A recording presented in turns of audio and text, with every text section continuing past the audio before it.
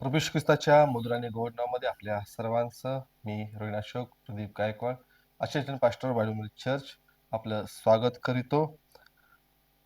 नाताळ भक्ती हा संदेश आहे आणि म्हणून नाताळच्या अनुषंगानं नाताळ म्हणजे काय किंवा ह्या दिवसामध्ये आपण त्या ठिकाणी अनेक विचार करतो, अनेक संदेश ऐकतो आणि त्यापैकीच एक की सर्व परिचित असणारा शब्द म्हणजे नाताळ. आणि म्हणून नाताळ म्हणजे काय, तर शास्त्राप्रमाणे आम्ही जर पाहिलं तर नाताळ म्हणजे देवाचं गौरव करण्यासाठी.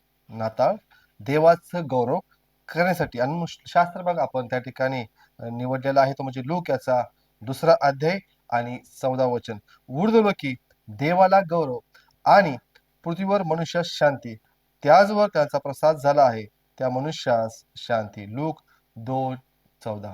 देवाच्या वचनाकडे जाण्या अगोदर आपण प्रार्थना करूया. देवा, मी तुझे मनापासून आभार मानतो, तुझे उपकार स्तुती करतो.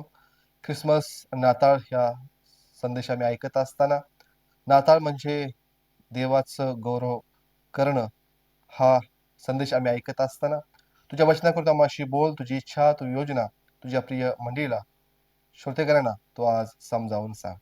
येशूच्या गोड नावात प्रार्थना केली म्हणून तो ऐक. आमेन. नाताळ देवाचं गौरव करण्यासाठी पवित्र शास्त्रामध्ये वेगवेगळ्या लोकांनी देवाचं गौरव केलेलं आहे आणि आम्ही पाहतो त्या ठिकाणी स्वतःच देखील काही लोकांनी काय केलेलं आहे, गौरव केलेलं आहे.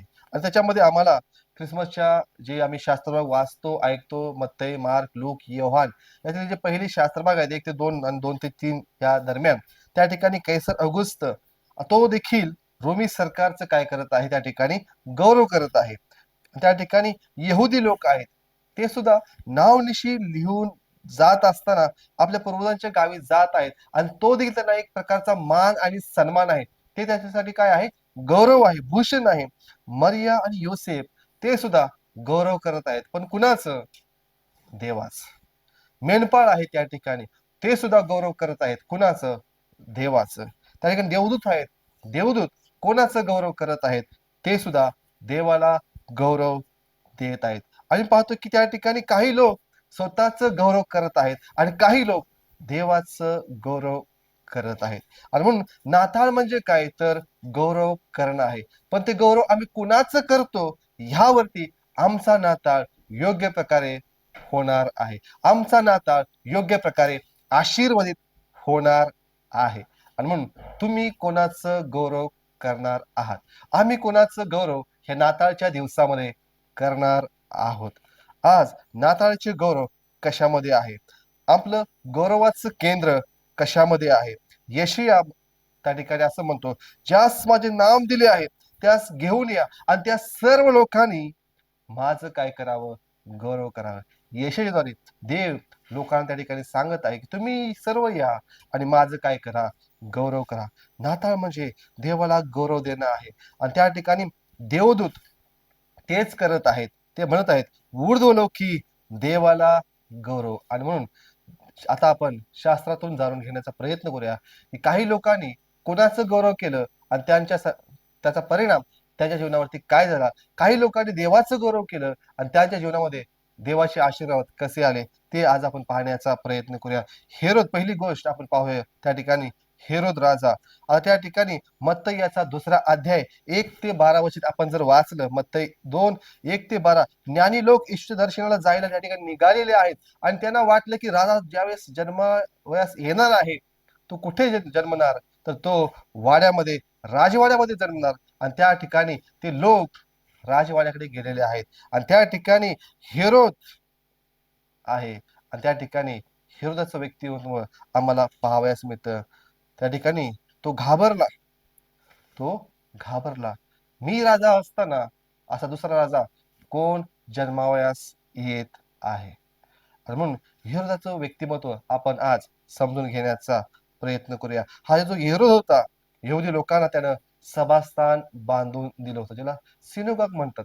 त्या ठिकाणी यहुदी लोक जात होते, प्रार्थना करायचे, देवाचं वचन वाचायचे.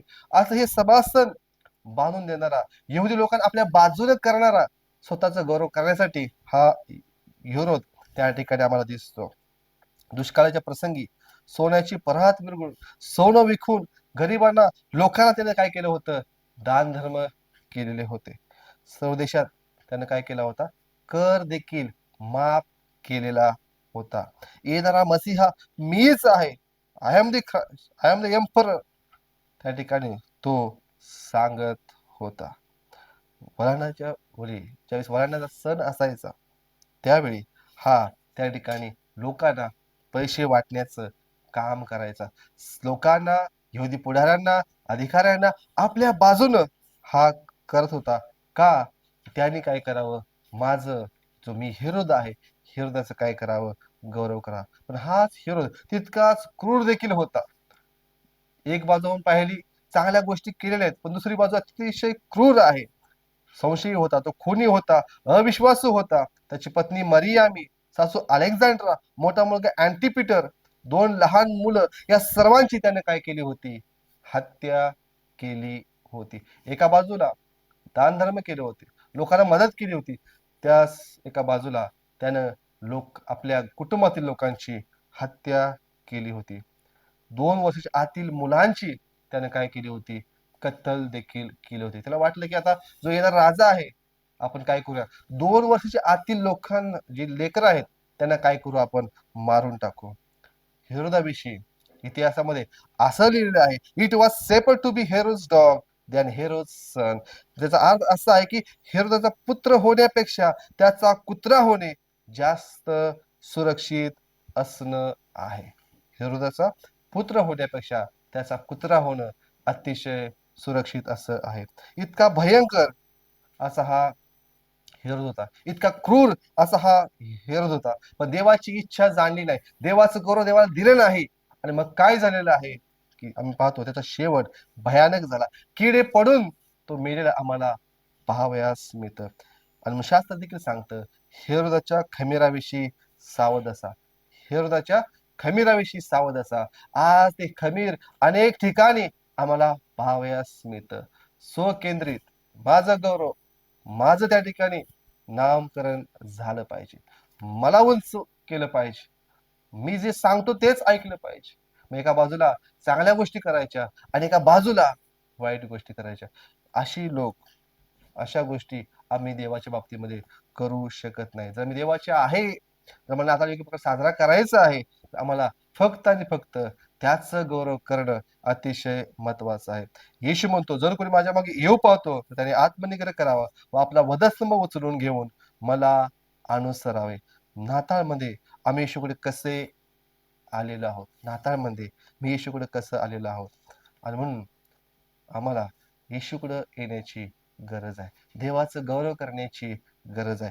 हेरोदाने ते केलं नाही आणि तो त्या ठिकाणी किडे पडून मेला. दुसरी गोष्ट या ठिकाणी यहुदी लोक आहेत आणि यहुदी लोकांबद्दल असं म्हटलेलं की रूढी परंपरा, यज्ञप्रिय, धर्मनियम, स्वतःबद्दल गौरव करत होते आणि ते अनेक जुनाट परंपरा त्या ठिकाणी ते पाळत होते. म्हणजे त्यापैकीच एक मोशेचं नियमशास्त्र, 5 पुस्तक, देवाचा कोश, या सर्व गोष्टीमध्ये ते स्वतःला काय म्हणत होते? मोठे समजत होते. आम्ही अब्राहमाचे लोक आहे. सिनेगॉग त्या ठिकाणी आम्ही बांधलं आणि त्या ठिकाणी पाहतो की आज देखील त्या ठिकाणी वेलिंग वॉल इस्रायलमध्ये त्या ठिकाणी प्रसिद्ध असे आहे. ते मंदिर त्या ठिकाणी राहिलेलं नाही, फक्त भिंत आहे आणि त्या भिंतीला रडणारी भिंत असं म्हटलेलं आहे. अब्राहमाचे वंशज स्वतःला ते अब्राहमाचे वंशज, निवडलेले, आशीर्वाद असलेले लोक असे मानायचे. आणि म्हणून त्यांच्या यहुदी धर्मात जर कोणी जन्मलं तर त्याचं तिकीट कन्फर्म स्वर्गात जाण्याचं. इतकं महत्व हे लोक स्वतःला द्यायचे आणि स्वतःला पुढं करण्याचा प्रयत्न करायचे. पण आज मी पिढ्यानपिढ्याचे ख्रिस्ती आहोत. पूर्वजांनी खूप सहन केले म्हणून आज आम्ही आशीर्वादित झालेलो आहोत. स्वर्गात जाण्यासाठी एकच मार्ग आहे, तो म्हणजे प्रभू येशू ख्रिस्त. तो म्हणजे प्रभू येशू ख्रिस्त. आणि म्हणून आम्ही कुठे जन्मलो, कुठे ख्रिस्ती मंडळीत जातो, प्रार्थना करतो, कुठेतरी आम्ही, आमचे आई वडील चांगले आहेत, आशीर्वादित आहेत, त्यामुळे आम्हाला स्वर्गात जागा मिळेल असं नाही. तर तुम्हाला आणि मला ख्रिस्ताचा अनुभव योग्य प्रकारे वैयक्तिकरित्या आलेला आहे का? एक तरुण ख्रिस्ताकडे येतो आणि तो म्हणतो, सार्वकालिक जीवन मिळण्यासाठी मी काय करावं? येशू ख्रिस्त म्हणतो, आज्ञा पाळ. तो म्हणतो, या सर्व आज्ञा मी लहानपणापासून पाळत आहे. येशू ख्रिस्त म्हणतो, जा, तुझं जे आहे नाही ते विक आणि माझ्या पाठीमागे ये. शास्त्र सांगतं तो मुलगा तसाच पाठीमागे गेला. त्याचं तोंड पडलं, पण त्याला तारणाचा अनुभव आला नाही. कारण की त्या ठिकाणी म्हटलेलं आहे की तो फार श्रीमंत होता. तुम्ही आणि मी कोणत्या गोष्टीला महत्व देणार आहोत? जर ख्रिस्ताचा जन्म आमच्या जीवनामध्ये व्हायचा आहे, योग्य प्रकारे आपण आता साजरा करायचा आहे, तर ख्रिस्ताचा अनुभव घेणं खूप महत्वाचं आहे. ते यहुदी लोक दाविदाच्या राजाच्या खूप महत्व द्यायचे आणि त्या ठिकाणी येशू म्हणाला, स्वर्गाचे राज्य जवळ आलेले आहे, पश्चाताप करा.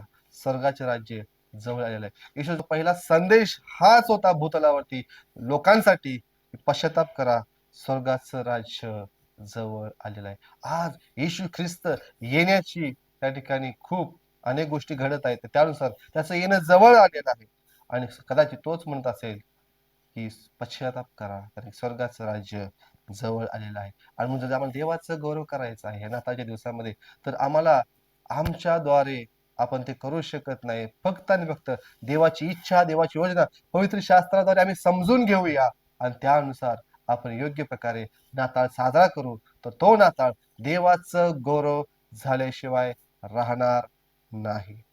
आणि म्हणून देवाचं गौरव कोणत्या गोष्टीमध्ये आहे? देवाचं गौरव कोणत्या गोष्टीमध्ये आहे? पहिला पार्ट बघितला.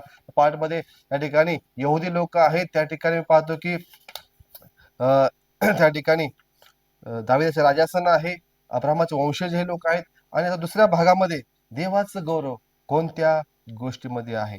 देवाचं गौरव इतरांची सेवा करण्यामध्ये आहे. देवाचं गौरव इतरांची सेवा करण्यामध्ये. येशूने म्हटले, मी सेवा करावयास आलो, सेवा करून घ्यावयास नाही, तर मी सेवा करावयास आलो. ह्या नाताळच्या दिवसामध्ये जितकं होईल तितकं आम्ही त्याची काय केले पाहिजे? सेवा केली पाहिजे. फक्त नाताळच्या दिवसामध्येच नाही, तर रोज जे काय आम्हाला काम असेल, जी आमची सेवा असेल, जे आमचे व्यवसाय असेल, ज्या ठिकाणी जातो त्या ठिकाणी आम्ही देवाची काय केली पाहिजे? सेवा केली पाहिजे. आणि ख्रिस्ती लोकांकडे इतिहास असाच पाहतो. ख्रिस्ती लोक म्हणजे सेवा करणारे लोक. पण आज कुठेतरी ती साक्ष बदलत चाललेली आहे. आणि म्हणून आम्हाला पुन्हा एक वार ते सेवेचं जू आमच्या खांद्यावरती घेणं आज खूप महत्वाची गरज आहे. आणि त्याद्वारेच आमचं नाही होणार गौरव, पण देवाचं गौरव होईल. तर त्या ठिकाणी त्याचे आशीर्वाद आम्हाला, आमच्या कुटुंबाला, आमच्या मंडळीला मिळाल्याशिवाय राहणार नाही. सेवेसाठी कोणत्या गोष्टी गरजेच्या आहेत? सेवेसाठी महत्वाची गोष्ट आहे आणि ती म्हणजे प्रीती. देवाने आमच्यावरती आगापे प्रीती केली. अनकंडिशनल न कुठलीही अट न घालता त्याने आमच्यावर काय केली? प्रीती केली. त्याने सेवा केली. योहान असं म्हणतो, शब्द देही झाला, त्याने आम्हामध्ये वस्ती केली. आम्हामध्ये वस्ती केली. आम्हामध्ये म्हणजे जगामध्ये. आणि त्याने लोकांची सेवा केली. देवाने जगावरती प्रीती केली. येशू ख्रिस्त हा संपूर्ण जगासाठी ह्या भूतलावरती आला. प्रत्येक व्यक्तीसाठी या जगामध्ये आला, असं आम्हाला शास्त्र सांगतं. येशूने म्हटले, तुम्ही माझ्या आज्ञा पाळत नाही, म्हणून तुम्ही माझ्यावर प्रीती करत नाही. तुम्ही माझ्यावर प्रीती करत नाही कारण की तुम्ही माझ्या आज्ञा पाळत नाही. जोपर्यंत आम्ही देवाच्या आज्ञा पाळणार नाही, तोपर्यंत देवावर आम्ही प्रीती आणि प्रेम करू शकणार नाही. आणि मग या तासामध्ये आज आम्ही देवाची आज्ञा, देवाचं वचन, नियम कसं पाळतो? कशा त्या ठिकाणी आज्ञा पूर्ण करतो का करत नाही? यामध्ये एकच गोष्ट आहे की आम्ही खऱ्या अर्थानं देवावरती प्रीती करत आहोत का नाही? याचं आत्मपरीक्षण तुम्ही आणि मी करण्याची गरज आहे. आणि म्हणून तरी पहिले करीत 13 अध्याय, संपूर्ण तो अध्याय कशावरती आहे? तर प्रीतीवरती आहे. प्रीती सहनशील आहे, परोपकार आहे, हेवा करत नाही, स्वार्थ पाहत नाही, फुगत नाही, चिडत नाही, काही करत नाहीत. प्रीती आहे, फक्त प्रीती काय करते? तर इतरांवरती प्रीती करते. आणि ती प्रीती आम्हाला सेवेसाठी काय करते? पुढे नेण्यास प्रयत्न करते. आणि म्हणून सेवेमध्ये त्याग असणं अतिशय महत्वाचं आहे. फिलिपिकरास पत्रामध्ये पौल म्हणतो की त्यानं दासाचं स्वरूप धारण केलं. तो इतका नम्र आणि लीन झाला. तो जगाचा उद्धारक होता, जगाचा तारणारा होता. त्यानं हे सर्व निर्माण केलं होतं. पण पौल म्हणतो त्याने स्वतःला लीन केलं. मनुष्याची, तुमची आणि माझी, जगाची सेवा करण्यासाठी. आणि म्हणून पुढे पौल म्हणतो की ती समेटाची सेवा आम्हाला दिलेले आहे. रिकन्सिलिएशन सर्व्हिस, समेटाची सेवा आज म्हणून अनेक हेवदेव असतील, स्वार्थ असतील, अनेक गोष्टी आमच्यामध्ये असतील. समेट करूया, समेट घडवून येऊया आणि त्याद्वारे आपलं नातेसंबंध, आपलं कुटुंब, आपली मंडळी, आपला समाज चांगल्या गोष्टीकडे आणण्याचा काय करूया, प्रयत्न करूया. नाताळ म्हणजे देवाचं गौरव करणं आणि जोपर्यंत आम्ही ती प्रीती आणि प्रेम व्यक्त करत नाही, तोपर्यंत देवाचा खऱ्या अर्थाने गौरव होणार नाही. नाताळ म्हणजे देवाचं गौरव. आज देवाचं गौरव देवाला देण्याची गरज आहे. जर आम्ही घेऊ, आम्ही स्वतःला उंच करू, आम्ही पुढं-पुढं करू, त्यामध्ये देवाचं गौरव होणार नाही. जर योग्य लोकांना आम्ही पुढं करू, योग्य लोकांना आम्ही पाठबळ देऊ, प्रार्थना करू, सहाय्य करू, तर देवाचं गौरव झाल्याशिवाय राहणार नाही. हेरोद राजा लोकांसाठी चांगला होता. हेरोद राजा लोकांसाठी चांगला होता, पण देवासाठी तो बिनकामाचा होता. देवासाठी तो बिनकामाचा होता. देवासाठी आपण कामाचे राहूया. कारण तो म्हणतो, "भूकष्टी भरारकर तुम्ही सर्व माझ्याकडे या, म्हणजे मी तुम्हाला विसावा देईन." प्रित्याने आकर्षिले त्याच्याकडे कोणी येऊ शकत नाही. यहुदी लोक, नियम बांधलेली वस्तू, रूढी परंपरा, मान आणि सन्मान देणारे लोक, पण ते तारणापासून दूर राहिले. आज देखील तुम्ही इस्रायलमध्ये गेला तर अनेक यहुदी लोक येशू ख्रिस्तावरती विश्वास ठेवत नाही. अजून देखील ते तारणापासून दूर आहेत. आम्ही पिढ्यानपिढ्या ख्रिस्ती असो, विश्वासणारे असो, पण आमचं जर तारण झाले का नाही हे देखील अतिशय महत्वाचं आहे. तर झालं असेल तर त्याद्वारे देवाचं गौरव होणार. कारण शास्त्र काय सांगतं, एका पापी माणसाबद्दल स्वर्गामध्ये काय होतो, त्या ठिकाणी जयघोष होतो. एका पापी माणसाबद्दल स्वर्गामध्ये जयघोष होतो. आणि तिसरी गोष्ट, देवाचं गौरव कोणत्या गोष्टीमध्ये आहे? देवाचं गौरव सेवेमध्ये आहे. देवाचं गौरव त्यागामध्ये आहे. स्वतःला त्यानं नम्र केलं आणि दासाचं स्वरूप काय केलं? धारण केलं. आज दास होण्यात देवाचं गौरव आहे. दास होण्यात, नम्र होण्यात, लीन होण्यात त्याचं काय आहे? गौरव करणं आहे. काही लोक झाले नाहीत, पण त्यांच्यापासून देव दूर राहिला. ते देवापासून दूर राहिले. पण काही लोक नम्र लीन झाले, मेंढपाळासारखे, मरिया आणि योसेफ सारखे, आणि त्यांना देवाचं दर्शन झालं. देवाचा अनुभव त्यांना आला आणि आज त्यांची नावं आम्हाला इतिहासामध्ये, पवित्र शास्त्रामध्ये अधिक चांगल्या प्रकारे घेतली गेली आहेत, असं आम्हाला पाहावयास मिळते. तर आम्ही योग्य प्रकारे राहू, योग्य प्रकारे कार्य करू, काम करू, सेवा करू या दिवसामध्ये. तर त्या दिवसामध्ये खऱ्या अर्थाने आमचा नाताळ काय होईल? देवाला गौरव देणारा होईल. एक जहाज समुद्राच्या किनाऱ्याला लागलं होतं आणि त्या ठिकाणी अनेक लोक, ते जहाज एका बेटाकडं, ज्या ठिकाणी सेवा चालू आहे, ज्या ठिकाणी सुवार्ता चालू आहे, अशा त्या ठिकाणी देशामध्ये ते निघालं होतं. आणि मग त्या ठिकाणी अनेक लोक मदत घेऊन त्या बेटाजवळ आलेले होते आणि त्या ठिकाणी एक दोन व्यक्ती जवळ थांबलेल्या होत्या. आणि मग एक जी व्यक्ती होती ती खूप निराश होती आणि मग एक जी व्यक्ती होती ती खूप आनंदित होती. आणि मग ती व्यक्ती एका दुसऱ्या व्यक्तीकडे जाते आणि विचारते, की तुम्ही त्या देशासाठी काय दिलेलं आहे? मी त्या देशासाठी त्या ठिकाणी एक सुंदर हॉस्पिटल उभारणार आहे तिथे लोकांसाठी, आणि त्या हॉस्पिटलसाठी मी मोठी मशिनरी काय करत आहे, त्या देशासाठी पाठवत आहे. आणि मग तुम्ही इथं का आलेला आहात? आणि तुम्ही काय त्या लोकांसाठी दिलेलं आहे? आणि मग ती व्यक्ती नम्र आणि लीन होऊन त्या मोठ्या बिझनेसमॅनला उत्तर देते, मी माझा एकुलता एक मुलगा त्या देशाच्या सेवेसाठी काय केलेला आहे? पाठवलेला आहे. की त्या ठिकाणी तो जाऊन देवाची साक्ष, देवाची सुवार्ता, देवाचं कार्य करेल आणि त्या ठिकाणी लोकांना खरा ख्रिस्त, खरा देव याची काय करेल? ओळख सांगेल. प्रियानो, तुम्ही आणि मी देवासाठी काय करत आहोत? आम्ही जे काही आमचं आहे, ते आमचं नाही, तर ते देवाचं आहे. हे जीवन देवाने आम्हाला दिलेलं आहे आणि ते देखील देवाचंच आहे. हे शरीर माती आहे आणि ती मातीला जाणार आहे. पण आमचा आत्मा देवाकडे सुरक्षित राहणार आहे. या नाताळच्या दिवसामध्ये विचार करूया आणि एका वेगळ्या दृष्टिकोनातून नाताळ आपण काय करूया? साजरा करूया. जर आपण योग्य प्रकारे तो साजरा करू, तर आम्ही आनंदित राहू, आम्ही आशीर्वादित राहू आणि आमच्याद्वारे अनेक लोक काय होतील? आशीर्वादित होतील. नाताळ म्हणजे देवाचं गौरव करण्यासाठी आहे. आज ते नाताळच्याद्वारे देवाचं गौरव माझ्या कुटुंबाद्वारे, माझ्या मंडळीद्वारे होणार आहे का? मान, सन्मान, गौरव या सर्व गोष्टी आपण बाजूला ठेवूया आणि स्वतः ख्रिस्ताला पुढं करूया. ख्रिस्त केंद्रित नाताळ आज आपण काय करूया? साजरा करूया. देवा करो तुम्हाला आणि मला ज्ञानानं, बुद्धीनं, चातुर्यानं, कलाकौशल्यानं, दानानं, पवित्र आत्म्यानं भरून टाकू, की जे काही आम्ही काम करू, सेवा करू, व्यवसाय करू, त्याद्वारे हा नाताळ देवाच्या गौरवासाठी, देवाच्या गौरवासाठीच आपण काय करू? साजरा करू. या तर आपण प्रार्थनापूर्वक नम्र आणि लीन होऊन त्या देवाला आपलं त्या नाताळमध्ये समर्पण करूया. हा नाताळ तुम्हाला, तुमच्या कुटुंबाला, तुमच्या मंडळीला, सर्वांना आनंदाचा, आशीर्वादाचा, सेवेचा आणि त्याचा गौरव करणारा जावा, अशी प्रभूमध्ये मी प्रार्थना करतो. प्रार्थना करूया.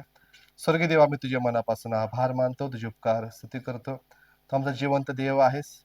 तुझी इच्छा आणि योजना हीच आहे की आम्ही तुझं गौरव करावं. हा नाताळ आम्हा सर्वांसाठी, जे प्रियजन पाहत आहेत, ऐकत आहेत, त्या सर्वांसाठी आशीर्वादाचा, तुझं गौरव करणारा जावा, अशी प्रार्थना आणि विनंती करत आहे. सर्व प्रकारच्या हेवा, मस्त, राग, द्वेष ह्यापासून तुम्हाला दूर आणि लांब ठेव. आम्हाला नम्र आणि लीन कर आणि योग्य प्रकारे हा नाताळ तुझा ख्रिस्त जन्मोत्सव साजरा करण्यासाठी तुझं गौरव आमच्याद्वारे, आमच्या कुटुंबाद्वारे, आमच्या मंडळीद्वारे, आमच्या समाजाद्वारे, आमच्या सेवेद्वारे, आमच्या दानाद्वारे होण्यासाठी तो आमच्यावरती दया आणि कृपा कर. तो आम्हा सर्वांचं सहाय्य कर. पुन्हा एक वार आम्ही आमचं समर्पण आज तुला या ठिकाणी करतो. तारणारा प्रवेश ख्रिस्त याच्या गोड नावात ही प्रार्थना केली म्हणून तो आहे. आमेन. देवबाप तुम्हाला आशीर्वाद देव. हा नाताळ तुम्हा सर्वांसाठी विशेष प्रकारे आशीर्वादाचा, आध्यात्मिक लाभाचा, उन्नतीचा आणि देवाचं कार्य, देवाची साक्ष, देवाची सुवार्ता आणि त्याचा गौरव करणारा जावा, अशी मी प्रभूचरणी प्रार्थना करतो. आमेन.